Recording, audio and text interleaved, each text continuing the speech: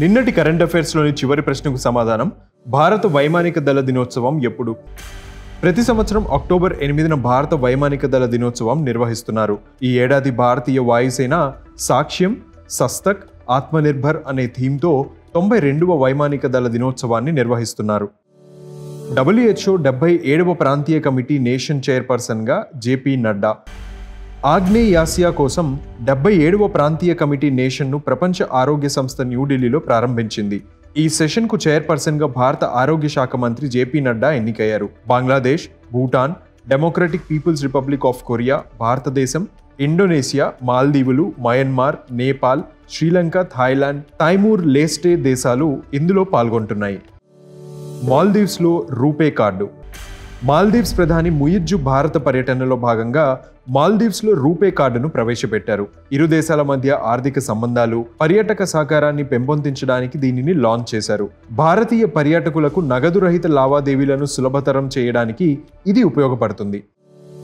ఫ్రాన్స్లో భారత రాయబారిగా సంజీవ్ కుమార్ సింగ్లా. ఫ్రాన్స్లో భారత రాయబారిగా సీనియర్ దౌత్యవేత్త సంజీవ్ కుమార్ సింగ్లా నియమితులయ్యారు.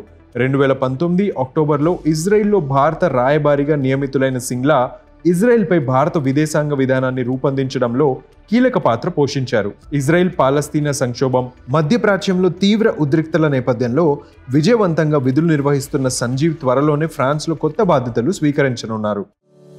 వైస్ చీఫ్ ఆఫ్ ఎయిర్ స్టాఫ్గా air marshal SP Dharkar. Air marshal SP Dharkar vice chief of air స్టాఫ్గా బాధ్యతలు స్వీకరించారు. ఆయనకు వివిధ రకాల ఫైటర్ జెట్లు, ట్రైనర్ ఎయిర్ క్రాఫ్ట్లను నడిపిన అనుభవం ఉంది. ఆయన ఇంతకుముందు MiG-27 స్క్వాడ్రన్కు నాయకత్వం కూడా వహించారు. బీసీసీఐ యాంటీ కరప్షన్ విభాగం చైర్మన్గా శరద్ కుమార్. భారత క్రికెట్ నియంత్రణ మండలి బీసీసీఐ యాంటీ కరప్షన్ విభాగం చైర్మన్గా మాజీ ఐపీఎస్ అధికారి శరద్ కుమార్ను నియమించింది.